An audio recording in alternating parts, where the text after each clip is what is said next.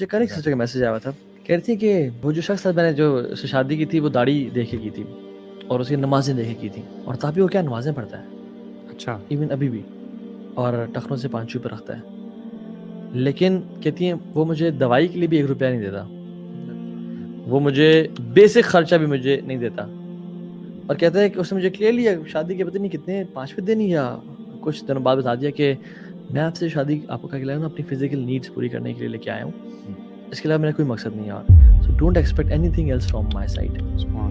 कितने 13 साल हो गए आज हमारी शादी को, हम एक दफ़ा डाइन आउट के लिए नहीं गए, एक दफ़ा भी।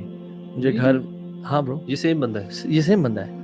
और कहती है कि जब मैं उसकी नमाजें देखती हूँ तो मेरी नमाजें कुछ भी नहीं है उसके सामने। हम जो कहते हैं ना दीन सिर्फ दाढ़ी नहीं है, दीन is not attire, it is character, दीन is not words, it's actions. इस वजह से लोग यार वैसे मुतनफ़र भी हो जाते हैं दीनी, मतलब ऐसा कोई शख्स हो ना जो दीनी शार बड़े उस पर सामने नज़र आते हैं और वो फिर इस तरह के एक्शंस में इन्वॉल्व हो, तो लोग अनफॉर्चुनेट बात है, यू नो, शैतान है ना जहनों में हमारे, तो वो इस्लाम को बुरा बना देता है, हालांकि एक्ट को बुरा बनाना चाहिए। करना क्या चाहिए था कि ये बंदे ने दाढ़ी रखी हुई है और करके दिखा रहा है ना, जिस वजह आप प्रॉपर्ली काम में करते हैं, मुझे बड़ा अच्छा एटीट्यूड लगता है कि सब झूठ बोल रहे हैं, हम झूठ नहीं बोलेंगे, ऐसी की तैसी हम कमा के दिखाएंगे हलाल तरीके से। हाँ, ये नहीं कि दाढ़ियां उतरवा दो और उन जैसे बन जाओ, राइट। तो होना क्या चाहिए था कि ये दाढ़ी रखी सुन्नत को बदनाम कर रहा है और सब काम कर रहा है, I will be a role model कि जो दाढ़ी रखी भी सच बोलेगा।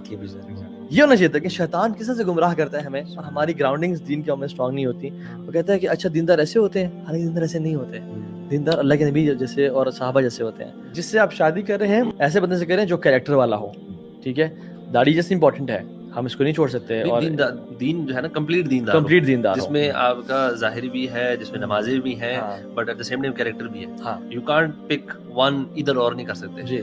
इवन कुछ लोग सिर्फ ये ना सुन के ना समझे कि सिर्फ character is the only thing, और ना दाढ़ी है ना कुछ और है, ना नमाजें ना कुछ और है। अच्छी बात है, character is good, but the other thing is also very important. Exactly, because जब अल्लाह का डर, खौफ, तकवा दिल में होगा ना, तो इंसान हर इंसान गलती करता है। So once they make a mistake, they'll at least regret it and realize and try to fix it. Important क्या कैरेक्टर कैसा है, कैरेक्टर, और कैरेक्टर जो है ना सामने नहीं आता, he is presenting or she is presenting the best version of themselves।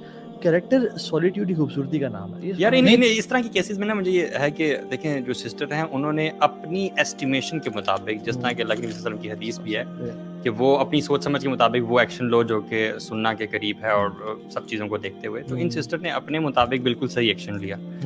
Parent ज़ाहिर को देख के ऐसे शख्स का इंतखाब किया जो कि अल्लाह ताला के लग रहा है एटलीस्ट तकवा के करीब है ना। बिल्कुल ऐसे। वो मैं तो समझता कि ना we shouldn't be naive enough कि हम सिर्फ दाढ़ी देख लें।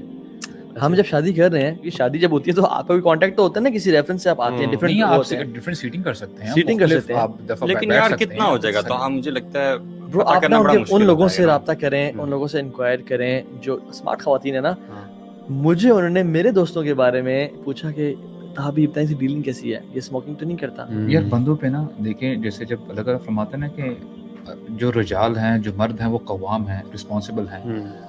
अगर बंदा अपनी रिस्पॉन्सिबिलिटी से जान छुड़ाता ना कि नहीं मेरा काम है, बस मैंने पैसे कमा लिए, इनको छत दे दिया, दैट्स इट, कोई एथिकल वैल्यू नहीं है, कोई उनको जो है ना कि यानी जिंदगी गुजारने का तरीका नहीं बता रहा, तो फिर उसका द डे वुड कम कि उसकी ये पैसे कमाना और ये वो उसके काम नहीं आएगा। वल्लाही काम नहीं है। कुल्लुकुम राइन व कुल्लुकुम मसऊलन अन रइयती। एग्जैक्टली। तो ये this is what we have to understand.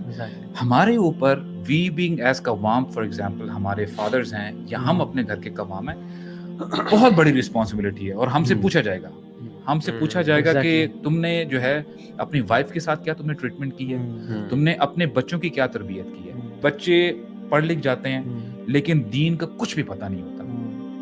किसकी गलती है? वल्लाही फादर की गलती है, कवाम की गलती है। एग्जैक्टली। जितनी आपके पास प्रिविलेजेस है ना, उतनी ये जरूर हमें याद रखना चाहिए हमारी रिस्पॉन्सिबिलिटी भी वैसी ही है। Exactly. So that's what we have to take care of.